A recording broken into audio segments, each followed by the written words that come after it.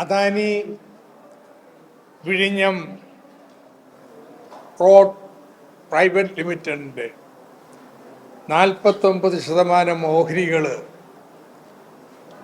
Mediterranean shipping കമ്പനിക്ക് വിൽക്കുന്നതിന് മൗനാനുവാദം UDF സർക്കാർ നൽകിയിരിക്കുകയാണ്. ഞാൻ ഇന്നലെ പ്രസ്താവിച്ചത് ഇത്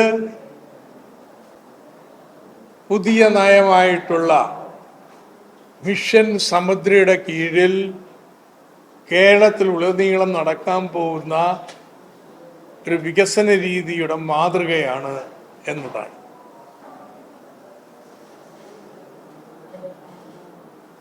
ഇതിനോട് അദാനി കമ്പനിയുടെ PR ടീമുകൾ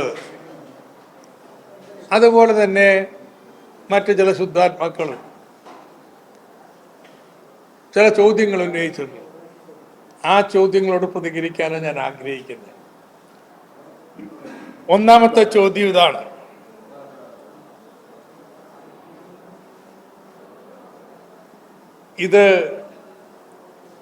ഇതുകൊണ്ടെന്താ പ്രശ്നമുള്ളത്? മെഡിറ്ററേനിയൻ ഷിപ്പിംഗ് കമ്പനി ലോകത്തെ ഏറ്റവും വലിയ കമ്പനിയാണ്. അവർ നമ്മുടെ വിഴിഞ്ഞം പോർട്ടിൽ അവർക്ക് ഒരു ഓഹരി എടുത്തു കഴിഞ്ഞിട്ടുണ്ടെങ്കിൽ വിഴിഞ്ഞത്തിന് നല്ലതല്ലേ എന്നുള്ളതാണ് ഒരു ചോദ്യം. ഇതുപോലെ അദാനിയുടെ ഇന്ത്യയിലെ മറ്റ് തുറമുഖങ്ങളിലും മെഡിറ്ററേനിയൻ ഷിപ്പിംഗ് കമ്പനി ഓഹരി എടുത്തിട്ടുണ്ടല്ലോ. മറിച്ച് അങ്ങോട്ടുള്ള ചോദ്യം, ഇതിൻ്റെ ശരി തെറ്റിലേക്ക് വരാം, പക്ഷെ നിയമപ്രകാരം കേരള സർക്കാർ അനുമതി നൽകിയിട്ട് വേണ്ടേ ഇത് വിൽക്കാൻ? മുഖ്യമന്ത്രി VD സതീശൻ പറയണമെന്ന്, ഇത് സർക്കാർ അറിഞ്ഞിട്ടില്ല എന്ന് പറഞ്ഞിട്ടുണ്ട്. സർക്കാരിനെ ഔപചാരികമായിട്ട് അറിയിച്ചിട്ടില്ല. പക്ഷെ മുഖ്യമന്ത്രി VD സതീശന് ഔപചാരികമായിട്ട് ഇത് സംബന്ധിച്ചറിയാമായിരുന്നോ? ഇതായിരുന്നില്ലേ മംഗലാപുരത്തുള്ള ചാർട്ടേഡ് വിമാനത്തിൽ നടത്തിയ സന്ദർശനത്തിൽ ചർച്ച ചെയ്ത കാര്യങ്ങളിലൊന്ന്? അദ്ദേഹം ഇത് വെളിപ്പെടുത്തണം. അദ്ദേഹം പറഞ്ഞിട്ടുള്ളത് കേരള സർക്കാർ അറിയിച്ചിട്ടില്ല.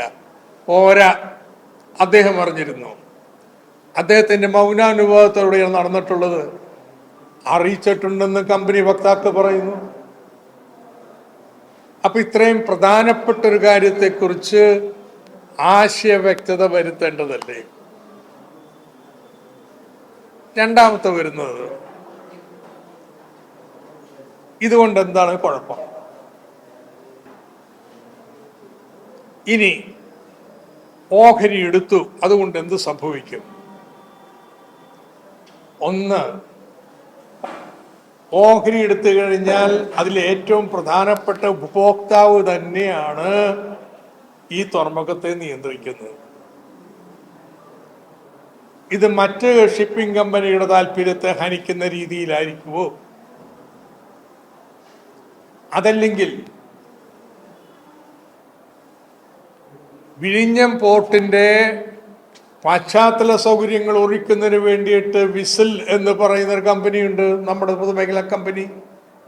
അവരും ഇന്ത്യ സർക്കാരിൻ്റെ പൊതുമേഖലാ സ്ഥാപനങ്ങളുമായിട്ട് ചർച്ച നടത്തിയിട്ടുണ്ട് പലതവണ. അവിടെ വ്യവസായ പാർക്കുകൾ ആരംഭിക്കുന്നതിനെ കുറിച്ച്, അവിടെ ലോജിസ്റ്റിക്സ് പാർക്കുകൾ കൊണ്ടുവരുന്നതിനെ കുറിച്ച് ഒക്കെ ചർച്ചകൾ ഒത്തിരി നടത്തിയിട്ടുണ്ട്. നമ്മുടെ capital region city development corridor, ഇതിൻ്റെയൊക്കെ വികസനം സംബന്ധിച്ച്. അപ്പോൾ പ്രധാന ഗുണഭോക്താവ് അവർ തന്നെ ഈ തുറമുഖത്തെ നിയന്ത്രിക്കുന്നു വരുന്നത് ഇവിടെയുള്ള ഇൻവെസ്റ്റ്മെന്റുകളെയും ഇവിടെയുള്ള ആളുകളുടെയും താല്പര്യങ്ങളെ എങ്ങനെ ബാധിക്കും? ഇതൊക്കെ ചർച്ച ചെയ്യേണ്ടതെന്ന്. ഇതൊക്കെ ചർച്ച ചെയ്യാതെ അദാനിക്ക് മാത്രം തീരുമാനിക്കാനാവുന്നതാണോ? കേരളത്തിന് ഇതുകൊണ്ട് ഒരു ഗുണവുമില്ല. ഇപ്പോൾ ലാഭം വിഴിഞ്ഞം കൊണ്ട് ലാഭം വീതം 30 വർഷക്കാലം അദാനിക്കുള്ളതാണ്. കേരളത്തിനുള്ള ഗുണം അതിൻ്റെ ബാക്ക്വേർഡ് ലിങ്കേജസ്, അവിടെ ഈ ലോജിസ്റ്റിക്സ് പാർക്കുകളും ബാക്കി സൗകര്യങ്ങളും എല്ലാം ഉണ്ടാക്കാൻ വേണ്ടി അതിൽ നിന്ന് ഉണ്ടാവുന്ന വികസനം, ആ വികസനത്തെ ഏതെങ്കിലും ബാധിക്കുമോ തുടങ്ങിയ കാര്യങ്ങൾ നമ്മൾ ചർച്ച ചെയ്യേണ്ടതല്ലേ. മൂന്നാമത്തത്, ചില ശുദ്ധാത്മാക്കൾ പറയുന്നത് ഓഹരികളുടെ വില കൂടുന്നത്, മൂല്യം കൂടുന്നത് സാധാരണ സംഭവമാണ്. 100 രൂപ ഓഹരി വിലയുള്ളതിന് 200 രൂപയാവുന്നു, 300 രൂപയാവുന്നു, 400 രൂപയാവുന്നു. അപ്പൊ അദാനി കമ്പനിയുടെ ഓഹരിക്ക് ഇത്രയും മൂല്യം കൂടിയതിൽ അവരുടെ മികവല്ലേ? നിങ്ങൾ എന്തിനാ അതിൽ പ്രതിഷേധിക്കാൻ നിൽക്കുന്നത്? പ്രശ്നം എന്താ? 2500 കോടിയെ മുടക്കുന്നുള്ളൂ അദാനി കമ്പനി. ബാക്കി 7000 കോടി രൂപ മുടക്കുന്നത് കേരള സർക്കാരാ. ആ 2500 കോടി രൂപ മുടക്കുന്ന അദാനി കമ്പനിയുടെ മൂല്യം 2500 കോടി 10 വർഷം കൊണ്ട് 25,000 കോടിയായിരിക്കുന്നു നീ പറയണേ. ഇത്രയും മൂല്യവർദ്ധന വെച്ചാൽ 19% 13,000 കോടിയല്ലേ കിട്ടുന്നത്.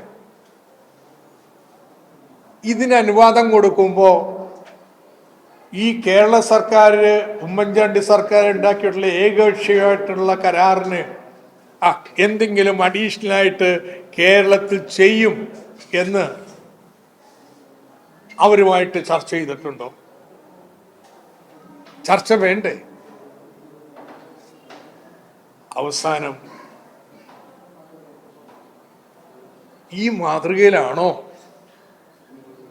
വിഷൻ സമുദ്രയില് വികസനം കൊണ്ടുവരാൻ മുഖ്യമന്ത്രി VD സതീശൻ പോകുന്നത്?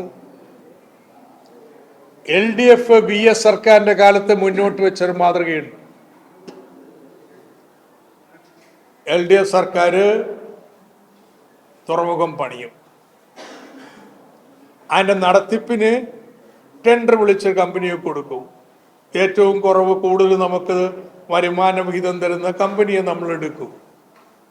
ഇതാണ് നമ്മൾ തീരുമാനിച്ചത്. ഇതാണ് ഉമ്മൻചാണ്ടി മാറ്റി പണം നമ്മൾ മുടക്കും, അവര് പണിയും, അവര് നടത്തും. 30 വർഷക്കാലം ലാഭത്തിലൊന്നും കേരളത്തിനില്ല. അത് കഴിഞ്ഞാൽ 1% വെച്ച് കിട്ടിക്കൊണ്ടിരിക്കും, കൂടുതൽ കൂടുതൽ. ഈ മാതൃകയാണോ വിഷൻ സമുദ്ര?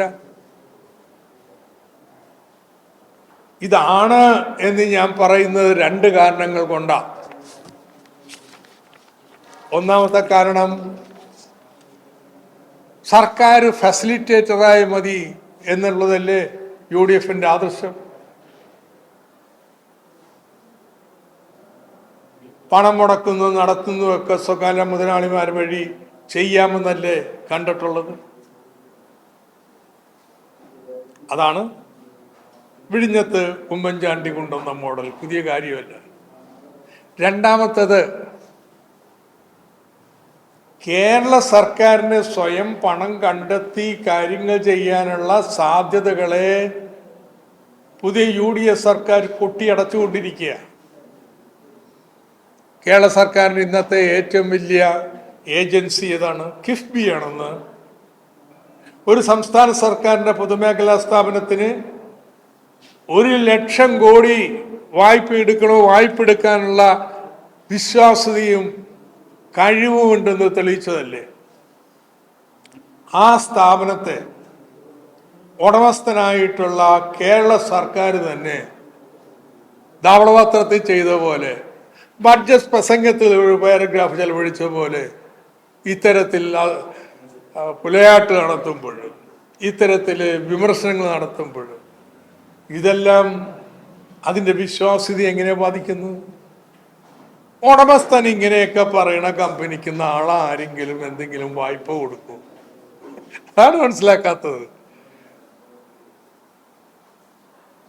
ബാക്കി റേറ്റിംഗ് കമ്പനികളൊക്കെ വന്ന് നിങ്ങൾക്ക് പണം മേടിച്ച് തിരിച്ചു കൊടുക്കാനുണ്ടാവുമോ എന്നൊക്കെ ചോദിക്കുമ്പോൾ നമ്മൾ വാദിച്ച് സ്ഥാപിച്ചിട്ടുള്ളതാണ് ഇതിനുള്ള കെൽപ്പ് ഇതിനുണ്ടെന്നുള്ളത്. അപ്പോഴാണ് കേരള സർക്കാർ ഉടമസ്ഥൻ തന്നെ പറയുന്നത്. അപ്പോൾ അതോടുകൂടി ഇതിൻ്റെ വിശ്വാസ്യത തകർത്തുകൊണ്ടിരിക്കുകയാണ്. അപ്പോൾ സർക്കാർ ഫെസിലിറ്റേറ്റർ, സർക്കാരിന് വായ്പ എടുക്കുന്നതിന് ഉള്ള സാധ്യത കൊട്ടിയടക്കുന്നു. അപ്പോൾ മിഷൻ സമുദ്രയ്ക്ക് പിന്നെ ഒറ്റ മാർഗമുള്ളെന്ന് നമ്മുടെ തുറമുഖ വികസനത്തിനായാലും തീരത്തെ ധാതുക്കളുടെയും മണലിൻ്റെയും ഒക്കെ ഖനനത്തിനായാലും ഇന്ത്യയിലെ കുത്തക മുതലാളിമാർക്ക്, അദാനിമാർക്ക് തുറന്നു കൊടുക്കുക എന്നുള്ളതാണ്. ഇത് കേരളത്തിൻ്റെ താല്പര്യത്തിന് എത്ര വിരുദ്ധമായിരിക്കും എന്നുള്ളതിൻ്റെ സാക്ഷ്യപത്രമാണ് വിഴിഞ്ഞത്ത് നടക്കുന്നത്. 2500 കോടി മുടക്കിയ ആള് 10 വർഷം കൊണ്ട് അതിന്റെ പാതി ഓഹരി 13,000 കോടിക്ക് വിൽക്കുന്നു. ആക്ഷേപം മെഡിറ്ററേനിയൻ ഷിപ്പിംഗ് കമ്പനിയെ കുറിച്ചൊന്നുമല്ല. ലോകത്തെ ഏറ്റവും വലിയ കമ്പനി, അവരൊക്കെ കേരളത്തിൽ വരണമെന്ന് വരണതേ നമ്മുടെ കൂടി ടേംസ് നോക്കിയിട്ട്, നമ്മുടെ കൂടി താല്പര്യം സംരക്ഷിച്ച്, അങ്ങനൊരു ചിന്തയുടെ ലെവലേശം ഇല്ലാത്തൊരു സർക്കാരാണ് കേരളം ഭരിക്കുന്നത്.